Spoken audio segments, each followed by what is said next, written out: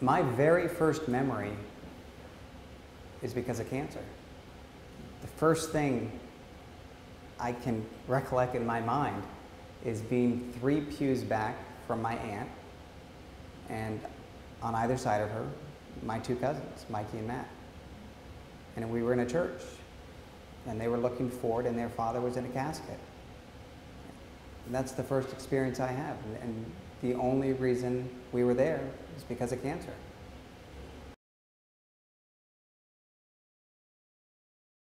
I think of my dad. My father was diagnosed with cancer when I was 13, and he survived for 10 years. But over that span, that was always, something that we thought about, because even though he was alive, it was just a daily thing that we just became accustomed to. It used to. It's funny because when I first started hearing it with my grandmother, it wasn't that bad. I was a kid. I didn't know all that much about it, except for that, yeah, my grandmother had it, beat it, and had surgery and a couple drugs, and that was it. Quickly went the other way when my grandfather and my mom died from cancer. But over the years, getting to know more and more people and hear more and more stories, that it for everybody has a different story and a different experience with cancer, that it sort of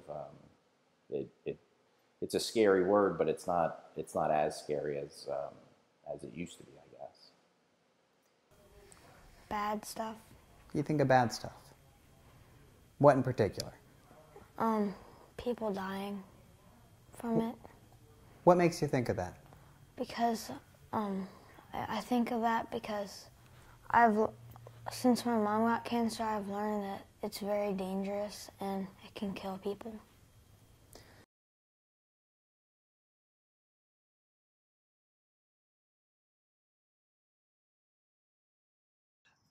We were at times just at a loss. We felt like we were the only ones in the world that were going through this. We didn't know what to do. We didn't know who to talk to, where to go. So being a caregiver is not only, taking care of the person that's sick, but also being available to kind of understand what to do.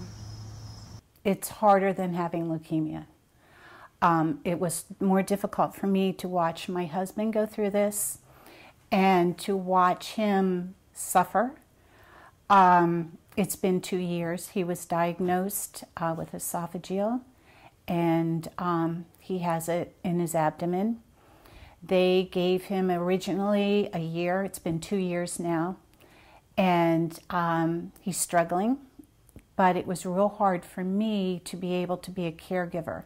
Somehow it's easier when you're the one going through it and not having to watch somebody else.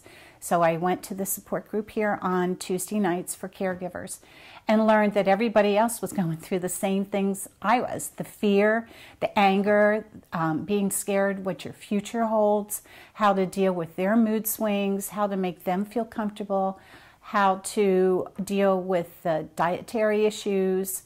And it has really, really helped me get through so many horrible, horrible times with him.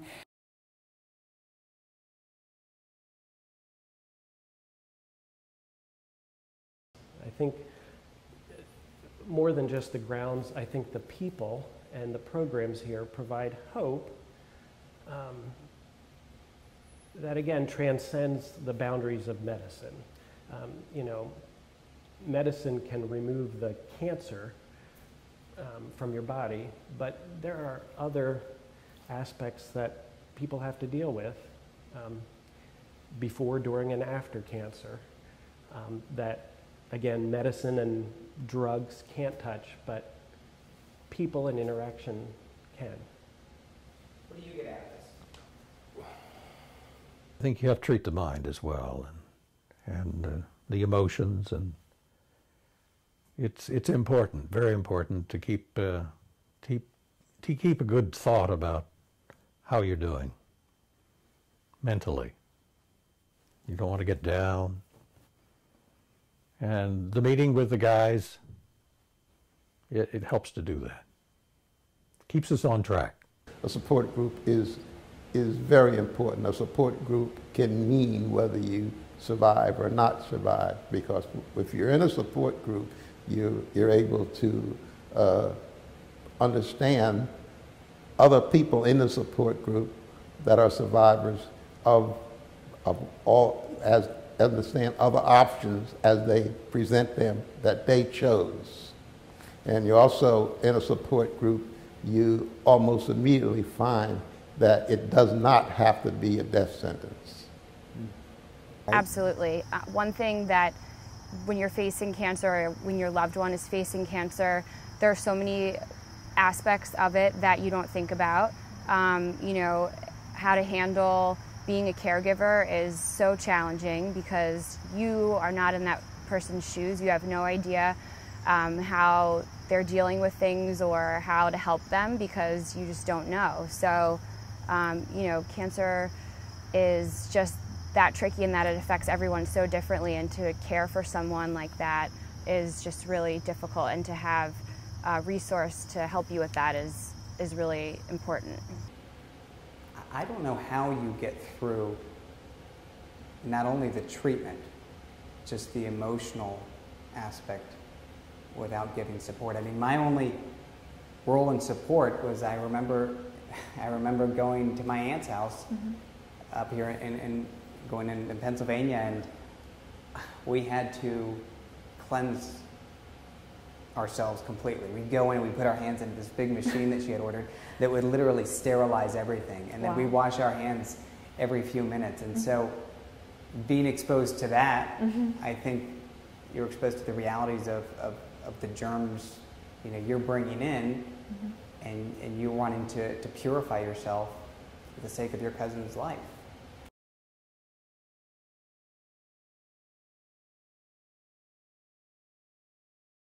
As it turned out later, I think I was a little blasé about it. My wife is a nurse. I count pretty much on her judgment and where I should go for treatment and so forth. And she said it was pretty well known that the level of cancer they found was not significant, in that the scores for the cancer were low. So I just sort of went along with recommendations, and until later on found out I should have probably paid more attention. It started out with a lump in my throat, and I went and had it checked out, and I had an ultrasound, and it was suspicious. And I had actually surgery on my thyroid about 7 years before, so I didn't really think about it a whole lot at first.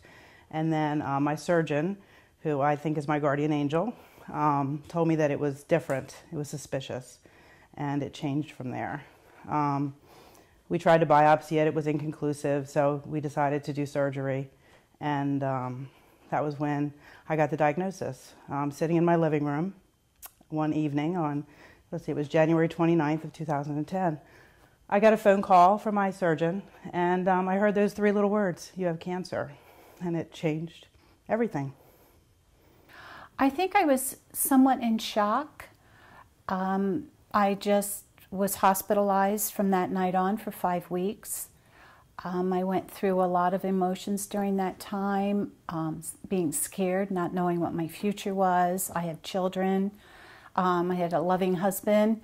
That, you know, these were all things that were kind of flashing in my mind. Why me? Nobody had it before that I knew of. Was I going to make it? You know, those kind of things. And then I kind of resolved the fact that it was out of my hands. And I was very thankful when I was free of the cancer. I had missed a mammogram because of some other things that were going on. So this lump showed up in between testing. And I called my general practitioner, and we went in and talked to her, and she says, "This doesn't feel good." So she set up immediately an appointment to have a diagnostic mammogram done. We went to Ocean Medical Imaging in Milton, where, as I said, we're from Sussex County. The doctor there read the mammogram immediately. This was the day after 4th of July. It was on a Friday afternoon. He read the mammogram immediately, spoke to my husband and I, and said that it is some type of mass just from the mammogram, we can't tell what, but he said if you come back Tuesday, that we'll do an ultrasound and a guided biopsy, and his pathologist was there. So that was Friday. Tuesday I went in, and my husband and I went together. I had the ultrasound again, then the guided biopsy, and the pathologist came in, took all the samples, and then came back immediately, well, within an hour, and gave my husband and I his preliminary diagnosis, which I have a lot of breast cancer in my family, but you always think it's still not going to happen to you. So when he came back and he told us, or he told me that I had a malignancy, and he was able to give me the staging and the grading immediately, and also the type of cancer that I have. It's called HER2, and that I would need a very aggressive, he was very honest that I would need a very aggressive treatment, and also it would be a long-term treatment. So I was stunned, thought I was going to die, yeah. And we just, we sat there for a little bit. We got an appointment back again with my general practitioner to find out, okay, I've never had anything like this. What do I do next? It's like it was a pretty horrifying experience, because I happened to be a Air Force retiree, and I thought I was doing everything right as a retired military person. I thought I had done everything I was continuing to do, and then all of a sudden I came down and they told me that I had cancer. And not only did I have cancer, I had a very advanced case cancer with a possibility of only never seeing my 65th birthday. And here it is 23 years later, and I just celebrated my 83rd birthday. You're 83? Yes, I am. You don't look it. That's because I'm a nice guy.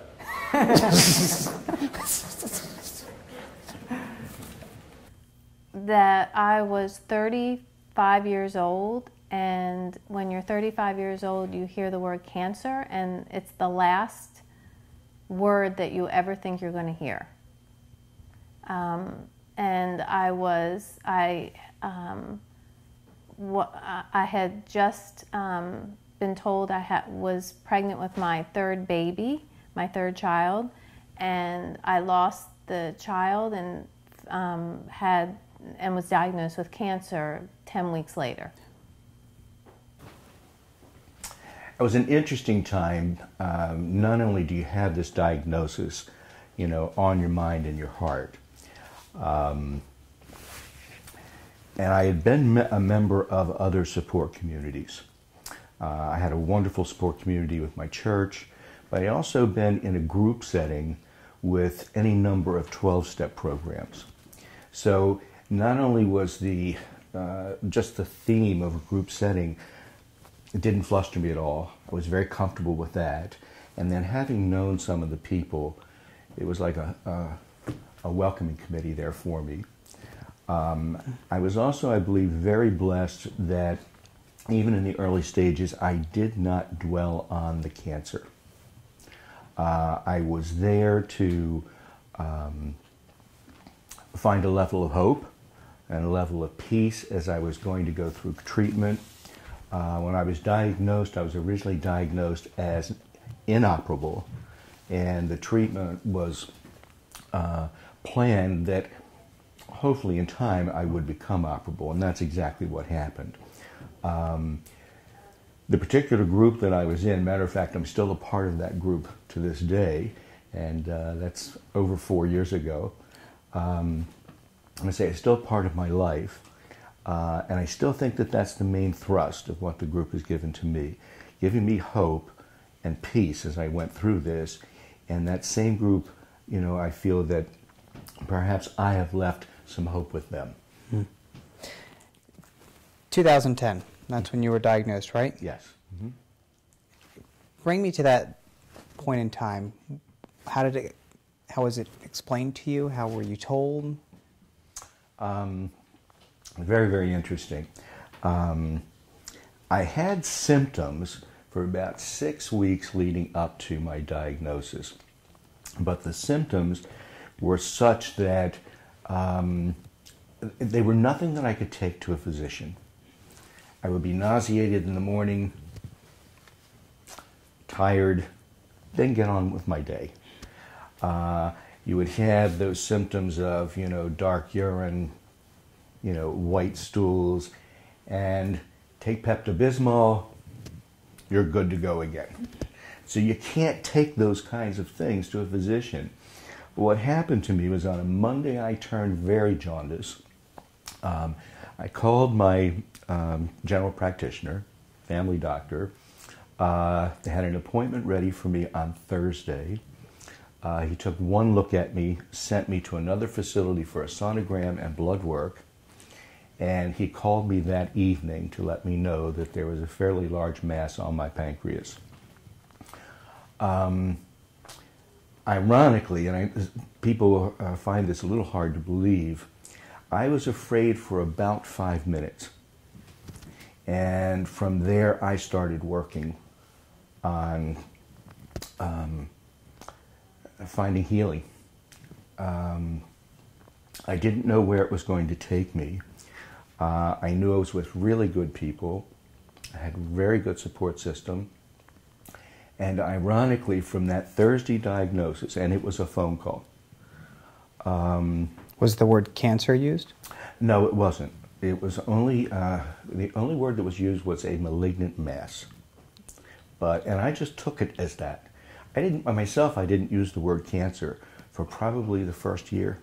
Why? I didn't want to deal with it. I also did not want to be staged, and I also did not want a clock put on me. I didn't want any of those things to interfere with my progress. And that's just the way I had to deal with it. I had, you know, the Whipple surgery, for example. There are all kinds of sites online where you can learn what takes place during that Whipple. And then you learn the stats that, 20 years ago, only 20% of us even survived the surgery. I didn't really want to know all of that. I just wanted to move forward with my own faith, with my support community and the hope that they were giving me. And I didn't want that deterred by anything, particularly just facts.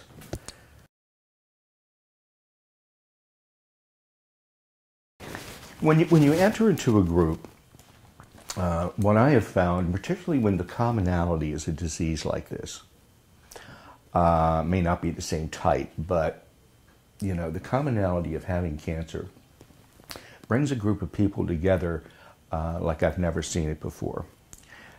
So many other groups, while they have focus, you still end up with a group that is like a microcosm of the world out there. When you get into this group, that all changes. I found that the folks coming into this setting, they kind of leave their prejudice outside. They leave, most of us leave our expectations outside. And, our lives have been filled with this diagnosis, our lives have been filled with uncertainty. And that's how we go into these groups. And fortunately, by doing that, like I said, the groups, the people are very non-judgmental, like I say, not prejudiced. Everyone is so gracious to help one another. We don't always talk about cancer. There are a lot of times there's a lot of levity in the group. A lot of the levity comes from the number of poop stories that you will hear. But it puts us all on common ground. Because, you you might be at home or outside, and you're going through these side effects, and you think you're the only one. And sometimes, you know, your family and your caregiver, they get tired of hearing it. And you can get into this group setting and you can let it all out there again. And they understand, they get it. And I think that's where the hope comes from. The fact that the people around you get it. And it's amazing the level of love that develops within this group. One of the most rewarding experiences that I've had, when I first entered the group, there was one other woman who had pancreatic cancer. We were staged the same. She was also inoperable, but she remained inoperable. Having learned of my faith level and how I was taking my journey, I think some of that rubbed off. This very dear friend, she did pass away. She was not affiliated with any type of spiritual community. And I was asked and given the opportunity if I would conduct her funeral.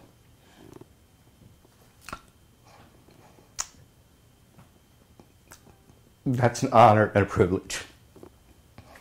You know,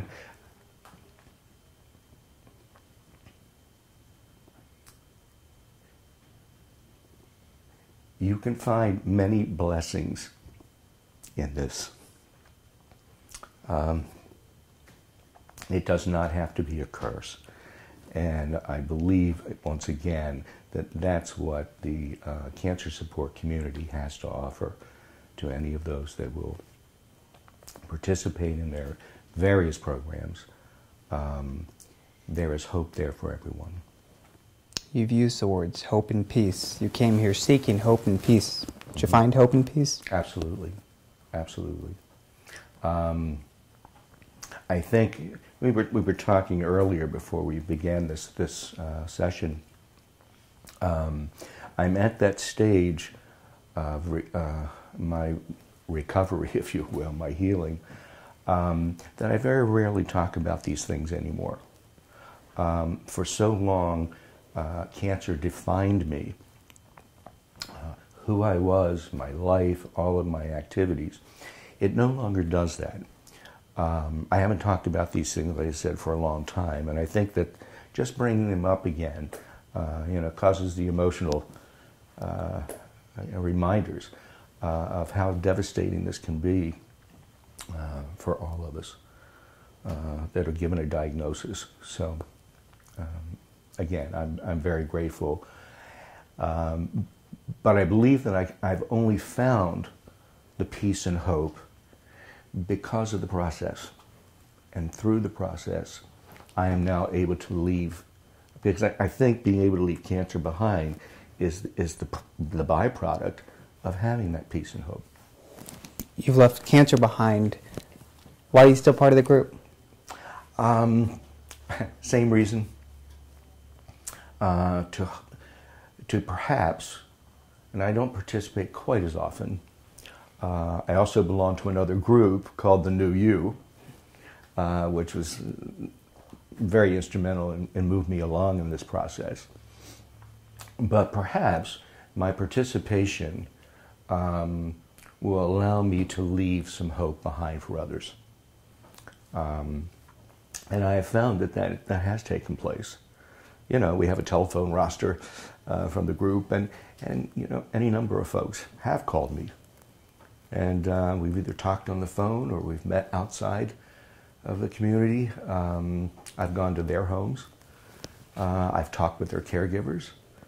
I think it's the group sometimes will refuel me, because you can always leave with a nugget of hope, new ideas that somebody else has shared during those meetings. I make a lot of visits to the hospice center in Milford, Delaware Hospice. Again, I think I'm taking that to other folks, and sometimes I need to be refueled. And I can get I can get that refueling by going back to the support center. It's beyond family support. You can only call your sisters, you know, so many times at 2 in the morning, bawling your eyes out, or you don't want to worry them more when you find something else out. So you just hold so much in trying to protect others that you actually you just purge. So. And you purge amongst people who get it. That get it, and you know that they'll cry with you, or the next thing you know, you're laughing about something, and it just balances it out. And one of the things we say is you don't have to face cancer alone, and it's not by alone. We don't mean that you don't have friends and family. We mean that people in the same boat, like you're rowing the same rough waters.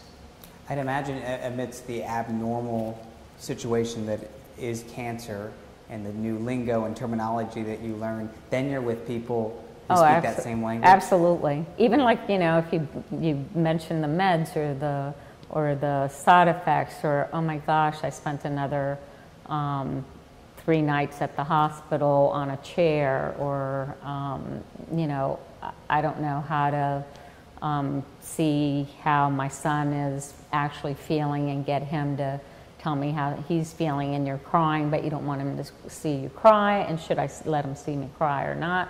And then others say, oh, you should or you shouldn't, and this was my experience with it. It's liberating. It's liberating. So it's just like everybody in Delaware. There's a lot of people in my family that have had cancer. My grandmother, my mom's mom, was the first person that I remember in my family having cancer. When I was probably 11 or 12, she had breast cancer, had surgery and radiation, and beat it, which was great. And then a couple years later, my mom's dad developed lung cancer, and then a couple months later, my mom got breast cancer, and both of them did not beat it. So our whole family sort of became very involved in American Cancer Society, Relay for Life, all those sorts of things. That's sort of it became sort of our family's cause, I guess. Well, as I say, it's just a family, a group of folks that have been together pretty much. I think the core group is probably like eight or 9 people. We've been together for a long time, and it feels good. Keep coming back. Is it a family that's pretty welcoming to new members? Absolutely. You do have to talk a little bit on your first visit here, just to get enough information so that we can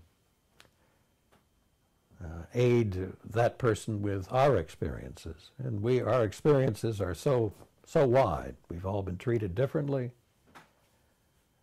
We've had some very updated treatments, and some that are as old as the very beginning of prostate cancer.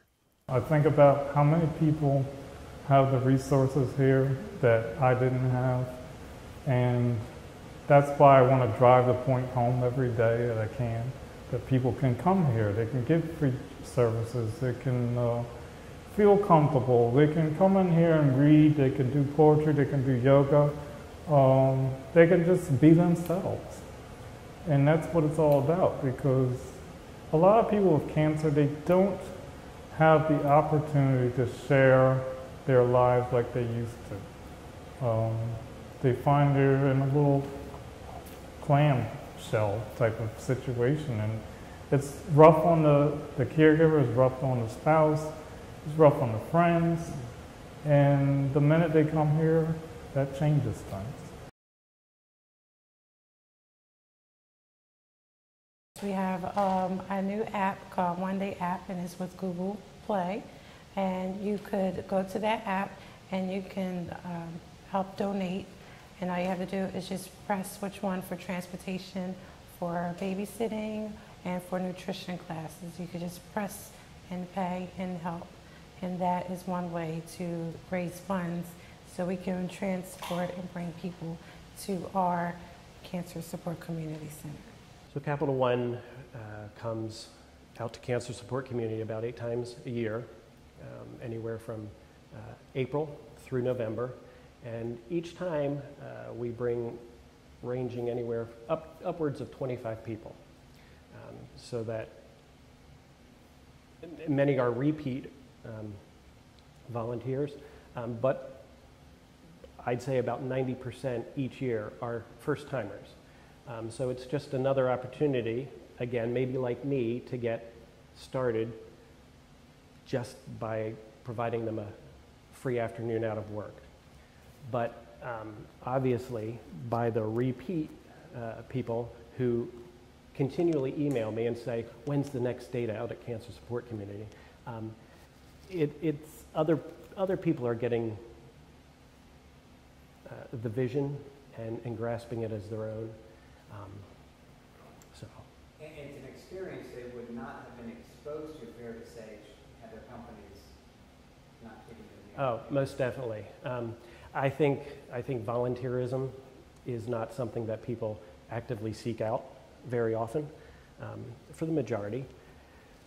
So by companies like Capital One giving you the outlet, that we didn't need to be here. Everybody wishes that we could, you know, shut down and go home and nobody ever had to come here ever again. And hopefully that day will come. But I think that until that day comes, spreading the word, getting the word out there that this place exists, that there's people here that know what you're going through and can help you make this journey a little more comfortable, a little more palatable,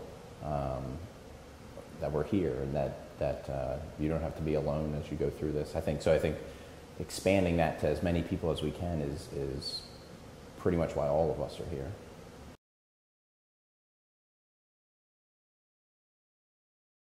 But in one word, I would say gratifying. Phenomenal.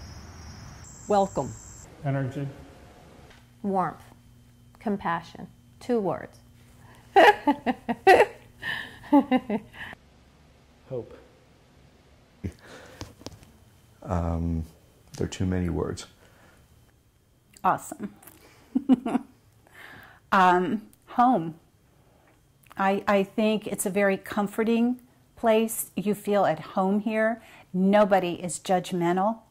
From the moment that you walk in, they just make you feel like this is for you. I think the word would be community. Friendly.